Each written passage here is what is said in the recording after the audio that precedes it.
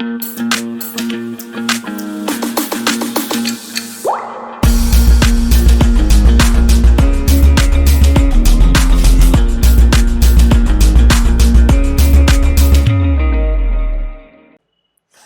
जो साउंड की स्पीड होती है ना, वो भी मेरे को आपको एक बार बताना था। जो साउंड की स्पीड होती है वो सबसे ज़्यादा तेज सॉलिड्स में होती है। साउंड की स्पीड सबसे ज़्यादा तेज सॉलिड्स में होती है, फिर लिक्विड्स में होती है, फिर गैसेस में होती है ना। इसका रीज़न क्या है, क्यों ऐसा होता है, समझो बात को। इसका रीज़न क्या है, मान लो ये ट्यूनिंग फॉर्क है, ठीक है, ये ऐसे वाइब्रेट कर रहा है, पैं पैं पैं करके वाइब्रेट कर रहा है, जी जी जी जी ऐसे करके, है ना। अब स्पीड ऑफ साउंड का मतलब क्या है कि भाई ये जो वाइब्रेशन है वो कितनी स्पीड से साउंड में ट्रैवल कर रहा है, यही तो है स्पीड ऑफ साउंड, है ना। और ध्यान से सोचो, मैंने आपको क्या बताया कि जो साउंड है वो ट्रैवल कैसे करता है, कि भाई जो पार्टिकल्स हैं वो वाइब्रेट करते हैं, जो मीडियम के पार्टिकल्स हैं वो वाइब्रेट करते हैं। मतलब अगर ये यहाँ पे ट्यूनिंग फॉर्क है ऐसे, है ना, अगर ऐसे ट्यूनिंग फॉर्क है तो इसने इसको धक्का मारा, है ना, फिर ये आगे गया, फिर जो यहाँ पे पार्टिकल होगा ये उसको धक्का मारेगा, फिर ये आगे जाएगा, फिर इसको धक्का मारेगा, ऐसे धक्का ही तो आगे जाता है, याद करो, है ना। अब समझो कि 3 केस हैं, कौन कौन से केस, एक है सॉलिड, एक है लिक्विड और एक है गैस। सॉलिड्स में क्या मॉलिक्यूल्स बहुत टाइटली पैक्ड होते हैं, सॉलिड्स में क्या मॉलिक्यूल्स बहुत टाइटली पैक्ड होते हैं, और लिक्विड्स में यही थोड़ा दूर दूर होते हैं, और गैसेस में तो और भी दूर होते हैं, है ना। तो मेरे को बताओ, जब मैंने इसको वाइब्रेशन दिया तो सबसे जल्दी वाइब्रेशन दूसरे पार्टिकल में किस केस में ट्रांसफर होगा, सॉलिड्स में, क्योंकि जस्ट बगल में ही है, ऐसे ही वाइब्रेट कर देगा, ऐसे कर देगा, ऐसे कर देगा, ऐसे कर देगा, ऐसे कर देगा, तुरंत तुरंत धक्का पड़ेगा, है ना। लिक्विड्स में थोड़ा टाइम लगेगा, इसको थोड़ा दूर तक जाना पड़ेगा, फिर इसको भी थोड़ा दूर तक जाना पड़ेगा, और गैसेस में तो और भी टाइम लगेगा क्योंकि उसमें और दूर तक जाना पड़ेगा। इसीलिए जो स्पीड ऑफ साउंड होती है वो सबसे ज़्यादा किस में होती है, सॉलिड्स में, फिर लिक्विड्स में और फिर गैसेस में। द रीज़न बीइंग कि जो मॉलिक्यूल्स होते हैं सॉलिड्स में वो बहुत ज़्यादा पास होते हैं, इसीलिए वाइब्रेशन बहुत जल्दी ट्रांसफर होता है थ्रू द मॉलिक्यूल्स। समझ में आई बात, है ना, क्लियर है क्या। चलो अब थोड़े अल्ट्रासाउंड के यूजेस पे चर्चा कर लेते हैं। तो बहुत जगह अल्ट्रासाउंड यूज़ होता है। एक तो आपको पता है कि जब मदर्स हमारी प्रेग्नेंट होती हैं, है ना, तो उनके वूम्ब पे वो बच्चे की इमेज बनाते हैं, कभी देखा है ऐसे, वो एक मीटर सोनोमीटर शायद लगाते हैं, उसके थ्रू वो बाहर जो डिस्प्ले होता है उस पर बच्चे की पूरी इमेज आती है ना। वो क्या होता है उसमें, वो इमेज कैसे बन रही होती है, अल्ट्रासाउंड के थ्रू। बोलते हैं ना अल्ट्रासाउंड करवाओ, अल्ट्रासाउंड करवा के बेसिकली पता लगाते हैं हम कि बच्चा मेल है कि फीमेल है, बट बेसिकली बच्चा दिखाने के लिए होता है वो, है ना। आप कभी देखना मूवीज़ में देखा होगा कि मदर्स प्रेग्नेंट होती हैं तो उनके वोम पे ऐसे लगाते हैं और फिर ऐसे घुमाते हैं, तो फिर इमेज दिखती है चाइल्ड की, है ना। तो दैट इज़ अल्ट्रासाउंड वेव्स। तो अल्ट्रासाउंड वेव्स बेसिकली बच्चे से टकराती हैं, है ना, और फिर जब रिफ्लेक्ट होकर डिटेक्टर डिटेक्ट करता है तो वो उसकी पूरी एक इमेज बना देता है ना। इस टाइप से अल्ट्रासाउंड काम करता है। और अल्ट्रासाउंड कहाँ होता है, उसमें यूज़ होता है किस में, ओशियंस की डेप्थ को डिटेक्ट करने में यूज़ होता है। ओशियंस होते हैं ना, ओशियंस, तो वो कितने डीप हैं उसको डिटेक्ट करने में यूज़ होता है। इसको हम बोलते हैं सोनार। सोनार करके कभी आप पढ़ोगे अगर आएगा तो, सोनार इस टेक्निक का नाम है। इसमें हम क्या करते हैं कि अल्ट्रासाउंड वेव्स को एमिट करते हैं, फिर ये अल्ट्रासाउंड वेव्स क्या है, ओशन का जो बेड होता है उससे टकराती हैं और फिर वापस आती हैं, है ना। तो ये टाइम हम नोट कर लेते हैं कि कितनी देर में ये जो वेव्स हैं वो वापस आएँ। लेट्स से 10 सेकेंड्स में ये वापस आएँ, है ना। फिर हमको स्पीड ऑफ साउंड पता रहता है वाटर में, let's say speed of sound 300 metre per second है। एग्जाम्पल बता रहा हूँ, let's say speed of sound जो है वाटर में that is 300 metre per second. तो ये डिस्टेंस कैलकुलेट हो जाता है ना। तो यहाँ से यहाँ तक डी डिस्टेंस, तो डी जाने में और डी आने में, साउंड जो गई पहले डी डिस्टेंस ट्रैवल किया, फिर वापस आई तो फिर डी ट्रैवल किया, तो टोटल डिस्टेंस कितना हो गया 2d, और that is equal to speed into time, है ना।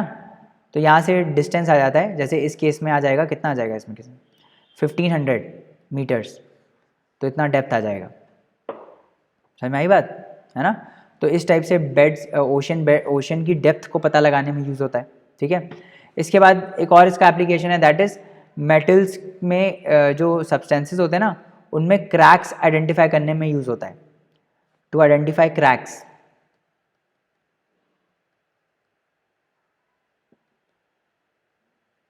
तो क्रैक्स कैसे आइडेंटिफाई होते हैं कि जैसे मान लो एक वो है, एक आपका कोई ऑब्जेक्ट है मेटल का, है ना, ऐसे करके मान लो, ठीक है, और यहाँ पे डिटेक्टर्स लगे होते हैं और यहाँ से हम अल्ट्रासाउंड वेव छोड़ते हैं। तो होता क्या है, जहाँ पे भी क्रैक होगा ना, वहाँ से ये साउंड रिफ्लेक्ट बैक हो जाएगी और बाकी सारे डिटेक्टर्स पे लाइट, ये जो आपकी साउंड है वो चली जाएगी। तो बाकी सारे डिटेक्टर्स तो बज़ करेंगे, मतलब उनमें आवाज़ आएगी, बट इस वाले में नहीं आएगी अगर क्रैक है तो, और अगर क्रैक नहीं है तो सबसे आवाज़ आएगी। तो हमको पता चल जाएगा कि डिफेक्ट है कि नहीं। अगर बीच में कोई क्रैक है या डिफेक्ट है तो जो अल्ट्रासाउंड वेव होती है वो वापस रिफ्लेक्ट कर जाती है, ठीक है। तो ये सारे अल्ट्रासाउंड के हमारे पास यूजेस हैं, ठीक है।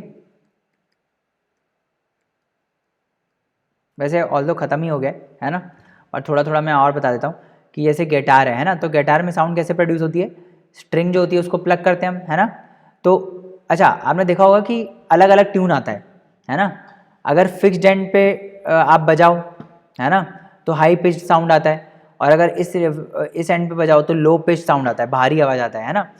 ऐसे ही स्ट्रिंग्स कुछ पतली होती हैं, कुछ मोटी होती हैं। जो मोटी स्ट्रिंग्स होती हैं उससे थिक साउंड प्रोड्यूस होता है, that is low pitched sound, और जो ये पतली वाली होती हैं इनसे थिन साउंड प्रोड्यूस होता है, that is high pitched sound, है ना। समझ में आ रही बात। तो इस टाइप से जो गिटार है वो काम करता है। ये बेसिकली इलेक्ट्रॉनिक गिटार लग रहा है मेरे को, बट हाँ ये इलेक्ट्रॉनिक गिटार है, देखो यहाँ पे इलेक्ट्रिकल सिग्नल्स के थ्रू काम करता है। और जो नॉर्मल गिटार होता है ना, उसमें बीच में ऐसे होल होता है। तो बेसिकली इसमें पूरा का पूरा इंस्ट्रूमेंट वाइब्रेट करता है एयर कॉलम के साथ, एयर भी वाइब्रेट करता है और साथ में स्ट्रिंग भी वाइब्रेट करता है, ठीक। समझ में आई बात। तो इस टाइप से कुछ कुछ चीज़ें हैं साउंड को लेके, है ना। तो इंस्ट्रूमेंट्स हमारे हो गए हैं और लगभग लगभग सारी चीज़ें मैंने बता दी हैं आपको। थोड़े क्वेश्चंस कर लेते हैं, आ जाओ, ओलंपियाड के कुछ क्वेश्चंस कर लेते हैं।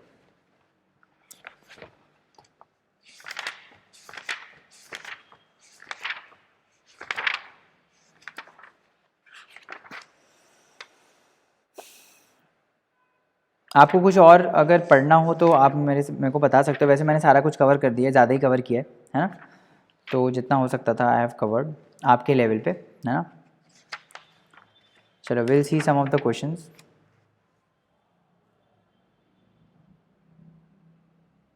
चलो अच्छे अच्छे क्वेश्चन देखते हैं थोड़े, ठीक है। पहला क्वेश्चन, तो पहला क्वेश्चन क्या बोल रहा है कि दो वॉल्स हैं, एक वॉल है यहाँ पे, ठीक है, एक वॉल ये है और एक और वॉल है।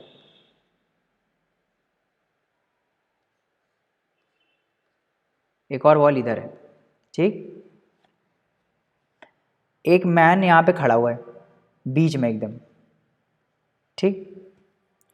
A man who is standing at a point x between the two parallel walls Fyers a pistol, है ना। तो ये जो मैन है, मैन फायर्स अ पिस्टल, ये इन दोनों के बीच में खड़ा है ना, and he Fyers a pistol, ठीक है।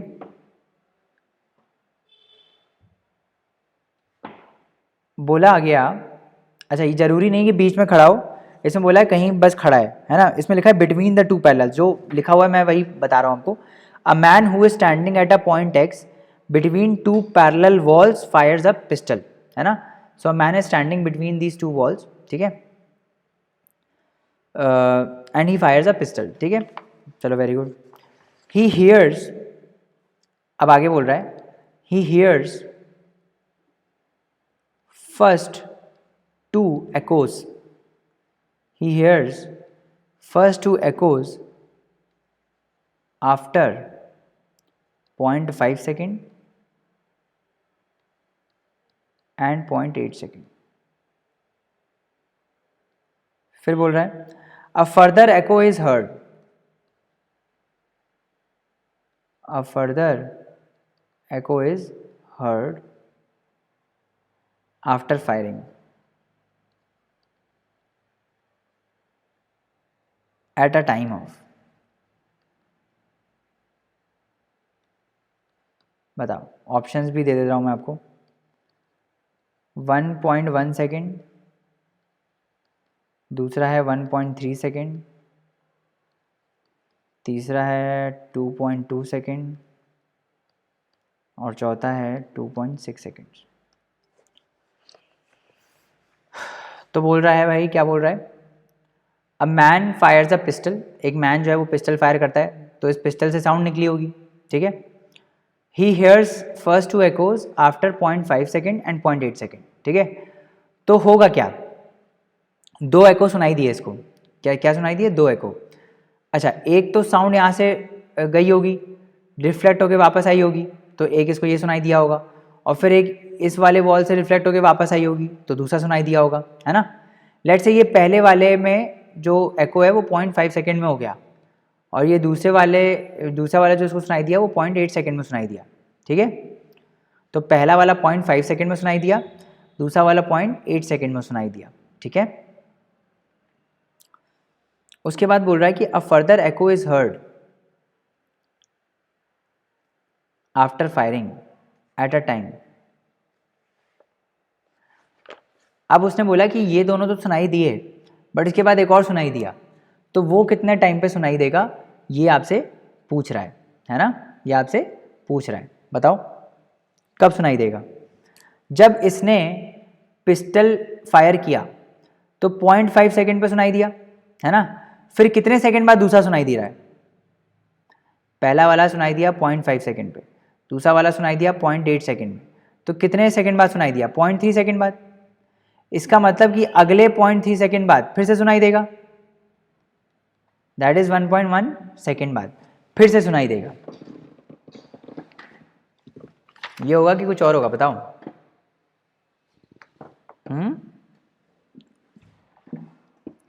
ये होगा कि कुछ और होगा?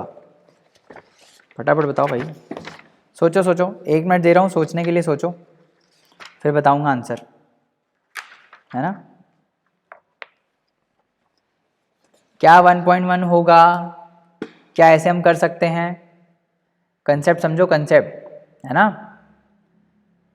चलो देखते हैं हम अच्छे से क्या कंसेप्ट है. देखो फिर से समझाता हूं. देखो क्या होगा, अगले पेज में करते हैं.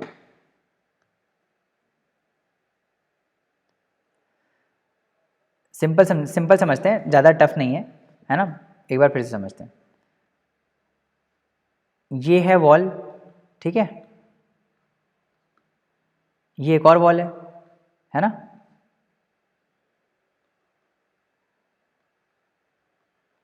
अब ये आदमी बीच में नहीं खड़ा है. पहली बात, बीच में मतलब एग्जैक्ट सेंटर में नहीं खड़ा है.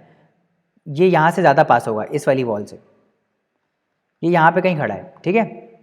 अब इसने पिस्टल को फायर किया. पिस्टल को फायर किया तो ये पहली वॉल है, ये दूसरी वॉल है, ठीक है. क्या होगा? साउंड तो हर जगह ट्रैवल करेगी, तो एक तो उसको साउंड पहले सुनाई दे जाएगी, फिर एक साउंड इधर जाएगी, इधर से रिफ्लेक्ट होके फिर इसकी आंखों में आएगी, मतलब आंखों में बोल रहा हूँ, सॉरी, कान में आएगी, है ना. तो ये वाला जो टाइम था, दिस वॉज 0.5 सेकेंड. मतलब जो साउंड है वो इस आदमी से गई, रिफ्लेक्ट होके वापस आई, कितने सेकंड में? 0.5 सेकंड में. तो इसको पहला इको सुनाई दिया, पहला एको इसको सुनाई दिया 0.5 सेकंड में. फिर अच्छा, फिर दूसरी दीवार से भी टकराई होगी, और फिर दूसरी दीवार से टकरा के फिर वापस आई होगी इसके कानों में, है ना. तो ये जो टाइम लगा था ये 0.8 सेकंड लगा था, तभी इसको दूसरा एको सुनाई दिया 0.8 सेकंड बाद. अब बहुत बच्चे इसमें क्या करते हैं, बहुत बच्चे इसमें गलती क्या करते हैं, मैं आपको बता देता हूँ. जो अभी हम पीछे बता रहा था मैं आपको, वो उसमें पूछा कि भाई अगला एको कब सुनाई देगा. उसने बोला कि थर्ड एको इसमें कब सुनाई देगा. तो बच्चे क्या करते हैं ना, जल्दी जल्दी में वो देखते हैं, अरे इन दोनों में डिफरेंस 0.3 है, तो अगला वाला 0.3 बाद सुनाई देगा. अरे नहीं भाई, ये कंसेप्ट थोड़ी है, मैथमेटिक्स थोड़ी है, ये तो फिजिक्स है ना. ऐसे थोड़ी आप कर सकते हो कि 0.3 का है तो अगला वाला भी 0.3 पे आएगा. ऐसा कुछ नहीं है. कंसेप्ट क्या है कि साउंड रिफ्लेक्ट होके वापस इसके कानों में फिर से आनी चाहिए, है ना। अब देखो ये जो साउंड आई वापस, ये टकराई वापस आई, क्या ये साउंड फिर आगे जाएगी, फिर आगे जाएगी, फिर इससे टकराएगी और फिर इसके कानों में वापस आएगी, है ना, आएगी कि नहीं आएगी। ये जो साउंड यहां से निकल के ये वाले वॉल से टकरा के इसके कानों में एक बार वापस आई, तो ये 0.8 सेकंड में तो वापस आ गई, तो इसको दूसरा एको सुनाई दिया 0.8 सेकंड बाद, है ना। बट सिर्फ एक ही साउंड वेव थोड़ी था, बहुत सारी साउंड वेव थी, तो साउंड फिर आगे जाएगी, इस डायरेक्शन में आ रही तो फिर आगे जाएगी। अब यहाँ पे एक और दीवार है तो फिर इससे टकरा के वापस आएगी। बट यहां से लेकर यहां तक जाने में, टकरा के वापस आने में ऑलरेडी हमको पता है कितना टाइम लगता है, 0.5 सेकेंड।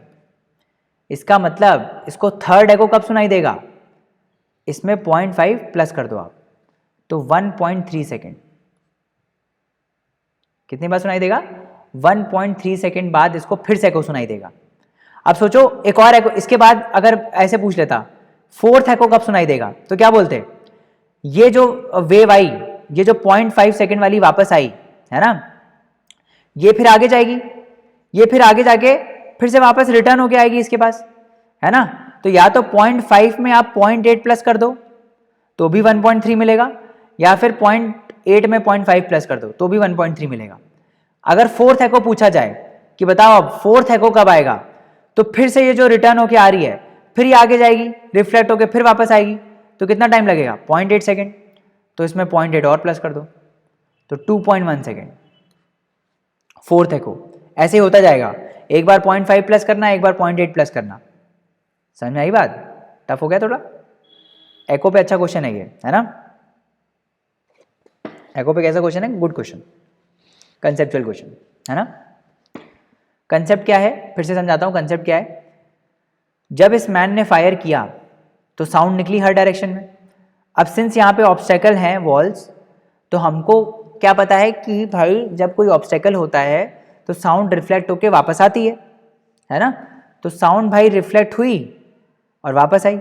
हमको दिया गया है कि भाई पहला एको 0.5 सेकेंड में सुनाई दिया, मतलब इस वॉल से टकराई और फिर इसके कानों में वापस आ गई, कितने टाइम में, 0.5 सेकेंड में। और ऐसे ही इस वाले वॉल से टकराई और वापस आई कितने सेकेंड में, 0.8 सेकेंड में। और हमसे पूछा गया कि भाई थर्ड एको बताओ कब सुनाई देगा। तो यही जो वेव वापस आई है ये फिर से आगे जाएगी और फिर से टकराएगी और फिर वापस आएगी, तो कितना टाइम एडिशनल लगेगा, 0.5 सेकेंड। ठीक है, अब अगला क्वेश्चन करते हैं, आ जाओ। पैराग्राफ हैं इसमें तो पूरे, चलो अगला करते हैं question. N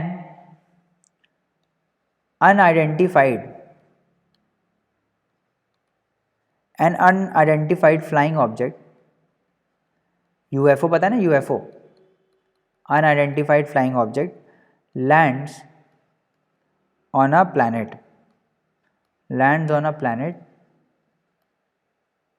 at a point 5 kilometers from an active volcano, ठीक है। just after the landing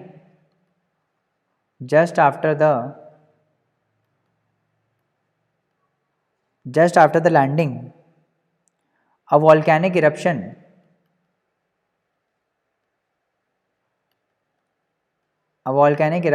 occurs, ठीक है। the time interval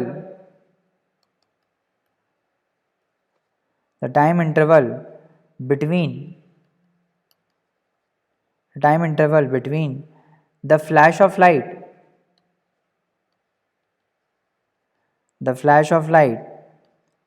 from the volcanic explosion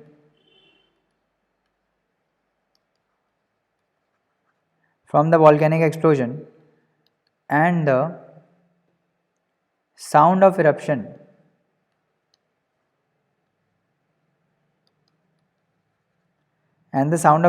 was registered as 100 seconds.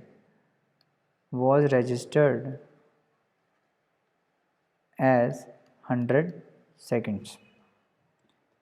The time period of the sound wave produced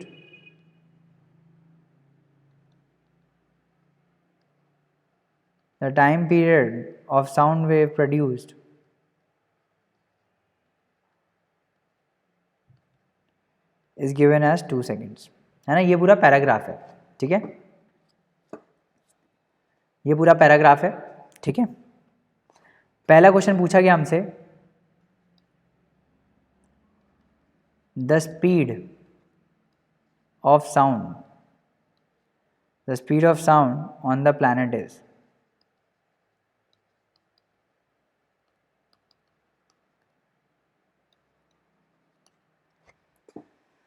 पहले पोल up question पढ़ लो, है ना, एक बार खुद से ट्राई करो, है ना, फिर सॉल्यूशन देखना इसका।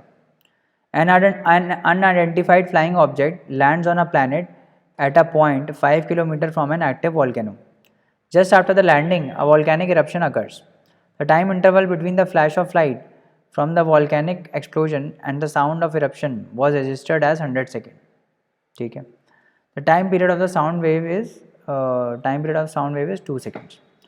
तो पहले तो हम ना एक रफ डायग्राम बना लेते हैं कि यहाँ पे हम खड़े हैं और यहाँ पे वॉल्केनो है और यहाँ से डिस्टेंस कितना है, 5 किलोमीटर्स, ठीक।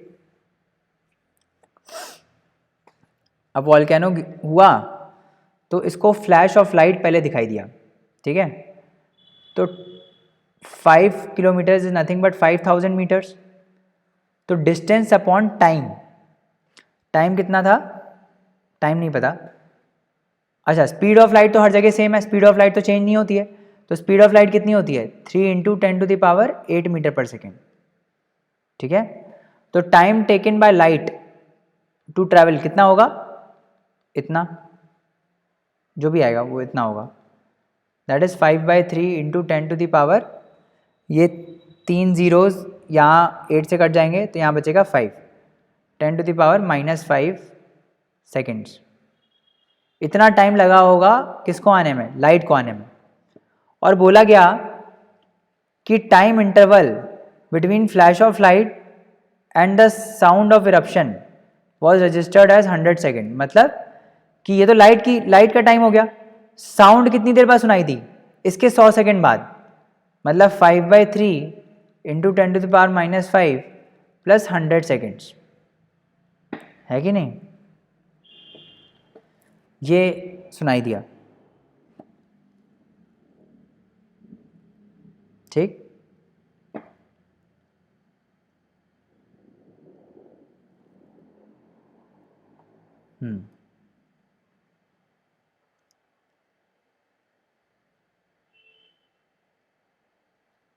वैसे हमको शायद इसमें लेना नहीं है, बिना उसके करना पड़ेगा।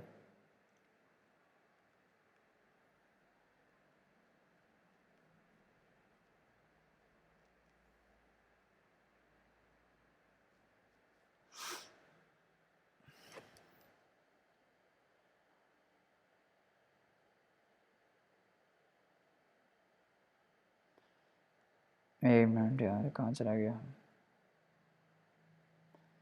बिना वेलोसिटी ऑफ लाइट एज्यूम करे करते हैं, है ना, तो ज़्यादा अच्छा रहेगा। टाइम पीरियड क्या होता है, what is the time period, time period is equal to wavelength upon speed. चलो टाइम पीरियड से अभी कुछ लेना देना है नहीं। Time period of the sound wave produces 2 seconds।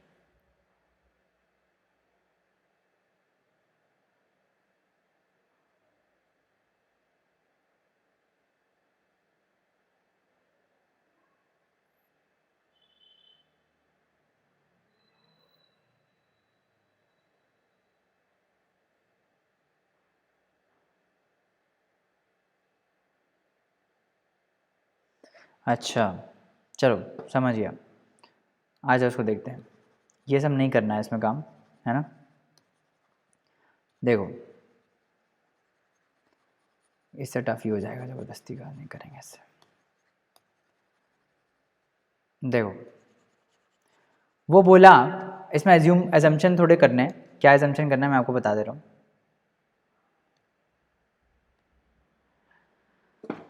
उसने बोला कि भाई वॉल्केनिक इरप्शन हुआ, ठीक है। तो वॉल्केनिक इरप्शन जब हुआ तो इसको लाइट तो तुरंत दिखाई देगी, है ना। ये हमको एज्यूम करना है कि भाई लाइट जो है वो तो तुरंत दिखाई दे जाएगी, है ना। अब वॉल्केनिक इरप्शन होगा तो लाइट भी निकलेगी और साउंड भी निकलेगी। थंडर भी, जैसे थंडर जब रेन्स पड़ती हैं तो वो होता है ना, बिजली कड़कती है, तो बिजली तो हमको तुरंत दिखाई दे जाती है, बट उसके कुछ टाइम बाद हमको आवाज़ सुनाई देती है। द रीज़न बीइंग की स्पीड ऑफ लाइट बहुत ज़्यादा होती है ना। जो लाइट की स्पीड होती है that is 3 × 10⁸ metre per second, और साउंड की जो स्पीड होती है that is very less as compare to speed of light. तो पहले हमको लाइट दिखाई दे जाती है, फिर बाद में साउंड सुनाई दे जाती है। अब देखो इसमें क्या बोल रहा है, इसमें बोल रहा है कि time period of the wave, sound wave is 2 seconds. Time period of the sound wave is 2 second. तो यहां से साउंड निकल के वेव के फॉर्म में इसके पास पहुंच रही है ना, वेव के फॉर्म में इसके पास पहुंच रही है। और मैंने आपको बताया था कि मैंने वो क्या बताया था कि भाई एक सेकेंड में वेव जितना डिस्टेंस ट्रेवल करती है दैट इज कॉल्ड वेवलेंथ। यही तो बताया। एक सेकेंड में, ओ सॉरी, एक सेकेंड बोल रहा हूं, एक टाइम पीरियड में, नॉट 1 सेकेंड।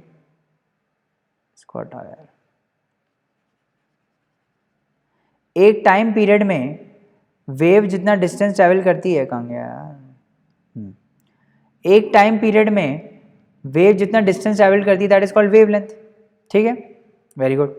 अब उसने बोला कि भाई 100 सेकेंड बाद हमको सुनाई दिया, time interval between the flash of light from the volcanic explosion and the sound of eruption was registered eight 100 seconds.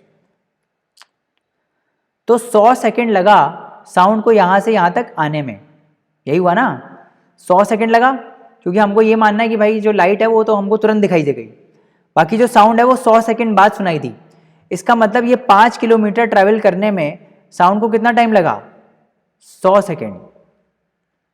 तो स्पीड लगभग लगभग कितनी होगी, 50 मीटर पर सेकेंड, है ना। इसका एक बार आंसर चेक कर लेते हैं हम लोग, ठीक है। आंसर कितना है, 50 मीटर पर सेकेंड। समझ में आई बात कि साउंड हमको 100 सेकेंड बाद सुनाई दी, और ये डिस्टेंस कितना है, 5 किलोमीटर का। तो साउंड ने 5 किलोमीटर डिस्टेंस ट्रैवल किया कितने टाइम में, 100 सेकेंड्स में। इसका बेसिकली कोई सेंस नहीं है, ये जो यहाँ पे दिया हुआ है टाइम पीरियड, इसका कहीं यूज ही नहीं है ना, ठीक है। अब अगला क्वेश्चन इसने पूछा, क्या पूछा देखते हैं, आ जाओ। अगला क्वेश्चन इसने पूछा, which of the following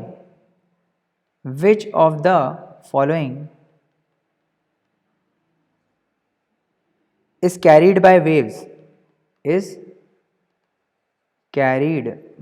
waves from one place to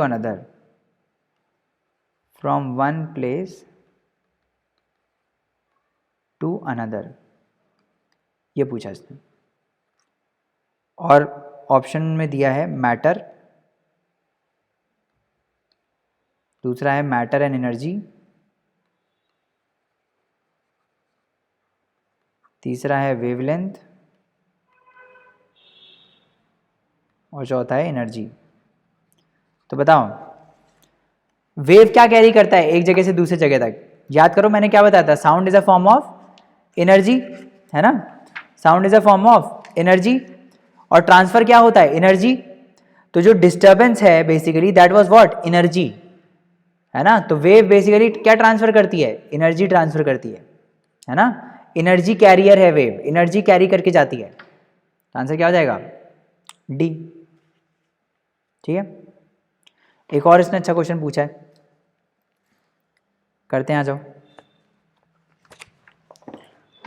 मैं क्वेश्चन पूरा लिख दे रहा हूं यहाँ पे, है ना, आप ट्राई करना इसको।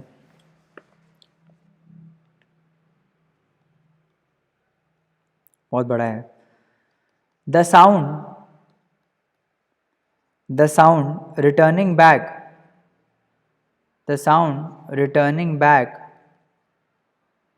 towards the source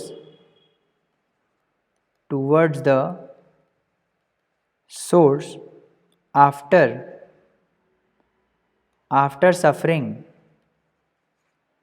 suffering reflection after suffering reflection from a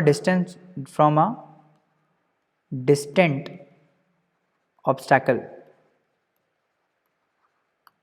ठीक है, like wall, hill etcetera, is called an एको। ये तो सबको पता है, इज कॉल्ड एन एको, इन्होंने इसमें दिया हुआ है, it is called an echo. A cracker is fired by a child, है ना, मेन काम तो अभी चालू हो रहा है, इसको हटा दे रहा हूँ मैं, है ना, ये आपको पता है एको क्या होता है, ठीक है, मैं मेन क्वेश्चन लिख रहा हूँ। A cracker is fired by a child, ठीक, the child hears an echo from a cliff 3 seconds after the sound produced by a cracker.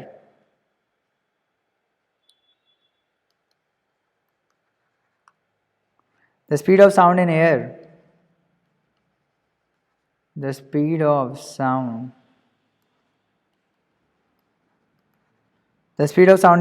at 20 degrees Celsius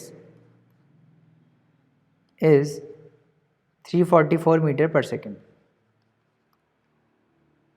ठीक है। तो पहला पार्ट क्या बोल रहा है, पहला पार्ट बोल रहा है what is the minimum distance, ये मैं ऑलरेडी आपसे कैलकुलेट करा चुका हूं, what is the minimum distance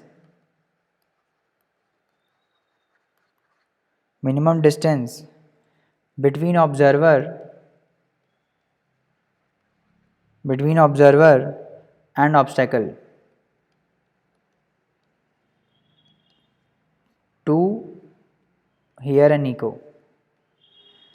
एको सुनने के लिए ऑब्जर्वर और ऑब्स्टैकल के बीच में कितना मिनिमम डिस्टेंस होना चाहिए, है ना।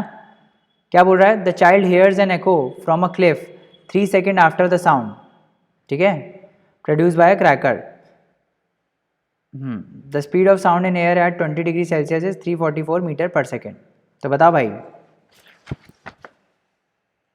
मिनिमम डिस्टेंस तो बिना इसके ही बता सकते हो, बिना इसकी इन्फॉर्मेशन के लिए, ये हमने पीछे कैलकुलेट किया था, मिनिमम डिस्टेंस याद करो 17.2 मीटर कैलकुलेट किया था ना पीछे। ये मिनिमम क्यों आया था, क्योंकि एटलीस्ट टाइम कितना लगना चाहिए 0.1 सेकेंड, और स्पीड इसमें दी हुई है 344 मीटर पर सेकेंड, है ना, बताना पड़ेगा लग रहा है। ये ऑब्स्टेकल था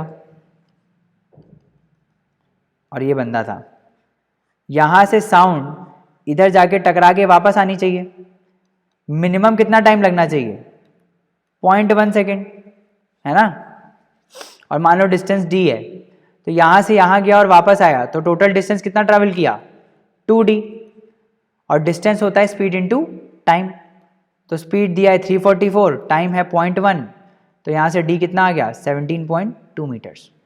तो this is the minimum distance required, है ना। अब दूसरा क्वेश्चन क्या पूछा है, दूसरा क्वेश्चन पूछा है how far is the Cliff from the child.